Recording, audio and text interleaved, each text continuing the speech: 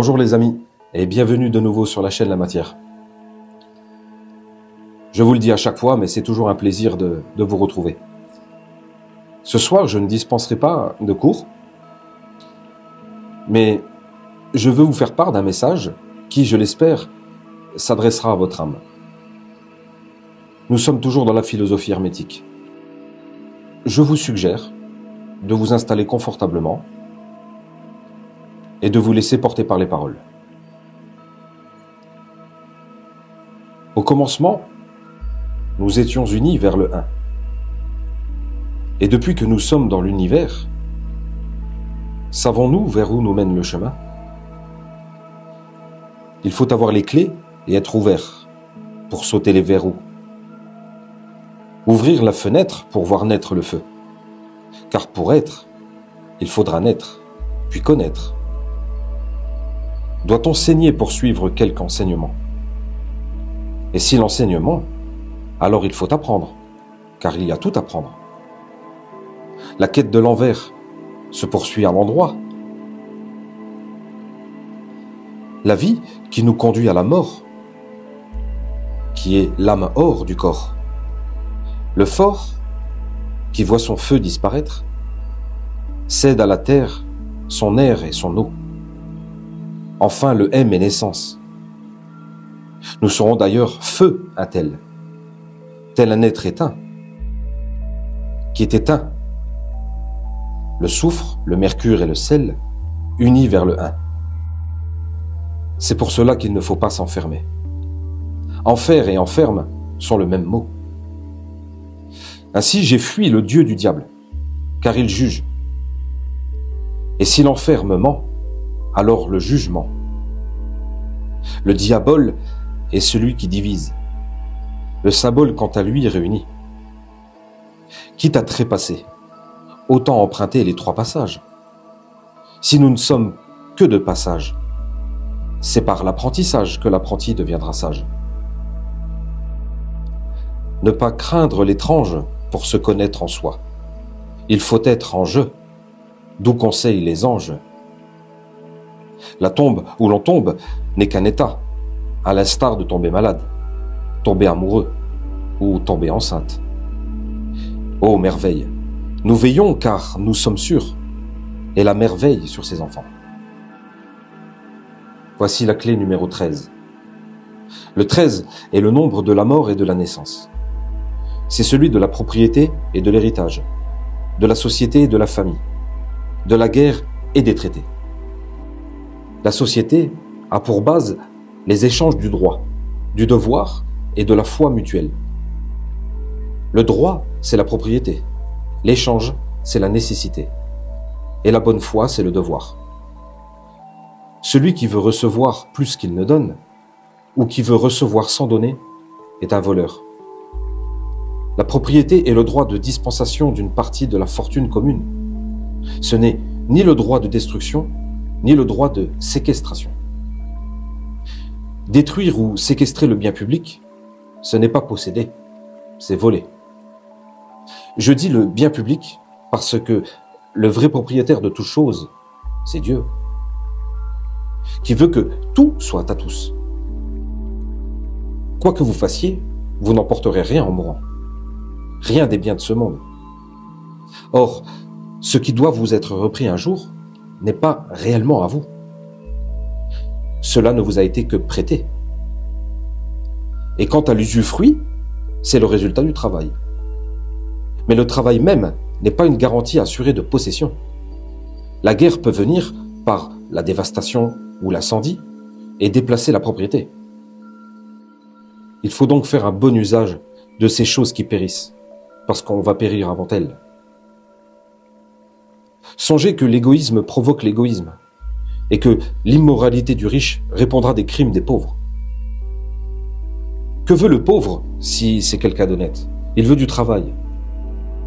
Usez de vos droits, mais faites votre devoir. Le devoir du riche, c'est de répandre la richesse. Le bien qui ne circule pas est un bien mort. Il ne faut pas spéculer sur la mort. Un jour, un sophiste a dit « La propriété, c'est le vol. Mais il voulait sans doute parler de la propriété absorbée, soustraite à l'échange, détournée de l'utilité commune. Si telle était sa pensée, il pouvait aller plus loin et dire que une telle suppression de la vie publique est un véritable assassinat. C'est le crime d'accaparement que l'instinct public a toujours regardé comme un crime contre l'humanité. La famille est une association naturelle qui résulte du mariage. Le mariage, c'est l'union de deux êtres que l'amour réunit et qui se promettent un dévouement mutuel dans l'intérêt des enfants qui peuvent naître. Deux époux qui ont un enfant et qui se séparent sont des impies. Est-ce qu'ils veulent exécuter le jugement de Salomon et séparer aussi l'enfant? Se promettre un amour éternel, c'est puérilité. L'amour sexuel est une émotion divine, sans doute, mais accidentelle, involontaire et transitoire. Mais la promesse du dévouement réciproque est l'essence même du mariage et le principe de la famille. La sanction et la garantie de cette promesse doivent être une confiance absolue. Toute jalousie est un soupçon, et tout soupçon est un outrage. Le véritable adultère, c'est celui de la confiance. La femme qui se plaint de son mari près d'un autre homme, ou l'homme qui se confie à une autre femme que la sienne, les chagrins ou les espérances de son cœur, cela trahissent véritablement la foi conjugale. Les surprises des sens ne sont des infidélités qu'à cause des entraînements du cœur, qui s'abandonnent plus ou moins à la reconnaissance du plaisir. Mais hors de là, ce sont des fautes humaines dont il faut rougir et dont on doit se cacher. Ce sont des indécences qu'il faut prévenir en écartant les occasions, mais qu'il ne faut jamais chercher à surprendre. Les mœurs sont la proscription du scandale. Et tout scandale est une turpitude. On n'est pas indécent parce qu'on a des organes que la pudeur ne va pas nommer, mais on est obscène lorsqu'on les montre. Marie, cachez les plaies de votre ménage. Ne déshabillez pas vos femmes devant la risée publique. Femmes, n'affichez pas les misères du lit conjugal. Ce serait vous inscrire dans l'opinion publique comme des prostituées. Il faut quand même une haute dignité du cœur pour garder la foi conjugale. C'est un pacte d'héroïsme dont les grandes âmes, seules, peuvent comprendre toute l'étendue. Les mariages qui se rompent ne sont pas des mariages. Ce sont des accouplements. Une femme qui abandonne son mari, qu'est-ce qu'elle peut devenir? Elle n'est plus ni une épouse, ni une veuve. Qu'est-elle donc? C'est une apostate de l'honneur. Parce qu'elle n'est ni vierge, ni libre. Un mari qui abandonne sa femme la prostitue et mérite le nom infâme qu'on donne aux amants des filles perdues. Le mariage est donc sacré, indissoluble, lorsqu'il existe réellement. Mais il ne peut exister réellement que pour des êtres d'une haute intelligence et d'un noble cœur. Les animaux ne se marient pas, et les hommes qui vivent comme les animaux subissent les fatalités de leur nature. Ils font sans cesse des essais malheureux pour agir raisonnablement. Leurs promesses sont des essais et des semblants de promesses. Leur mariage, des essais et des semblants de mariage. Leurs amours, des essais et des semblants d'amour.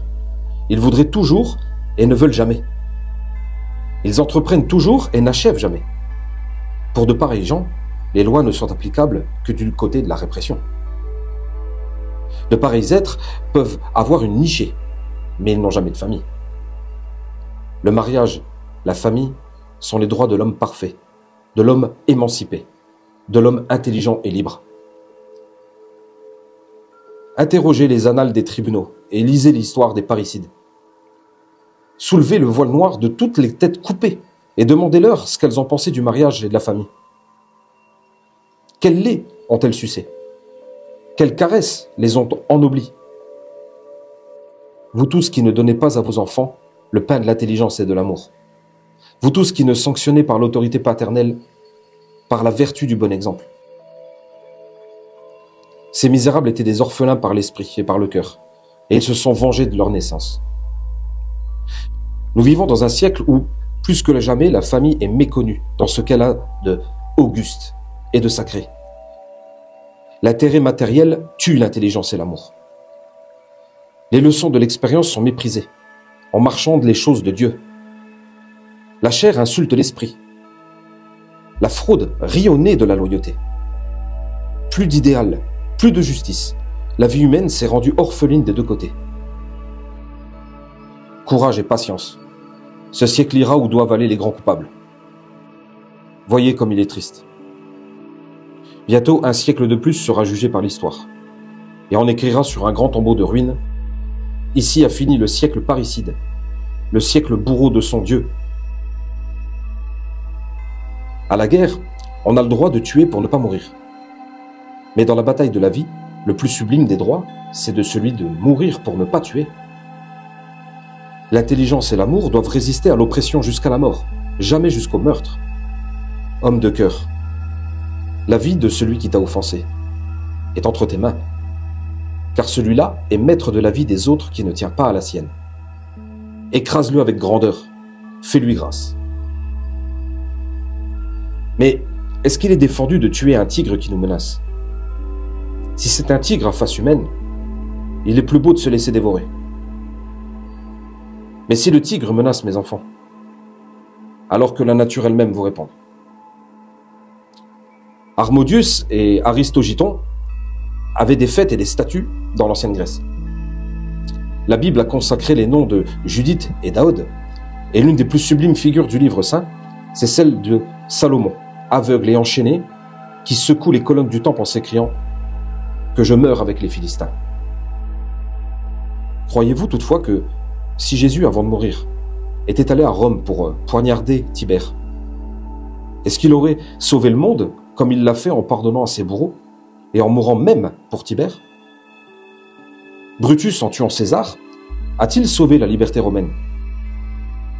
Protester contre la violence par la violence, c'est la justifier et la forcer de se reproduire.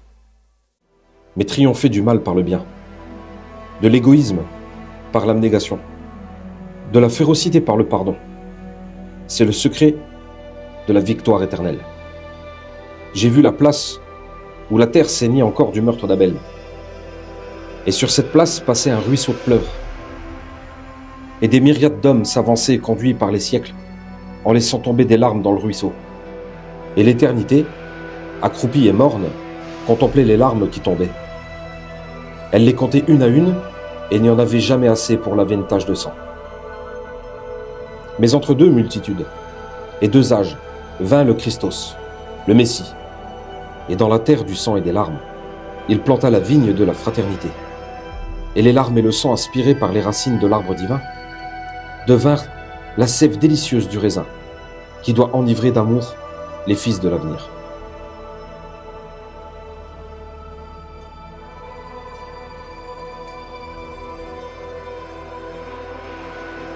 Voilà mes amis, c'était la clé numéro 13.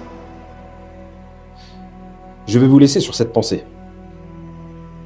Et j'espère vous revoir bientôt, si l'univers me le permet. Je vous embrasse, prenez soin de vous. Bisous.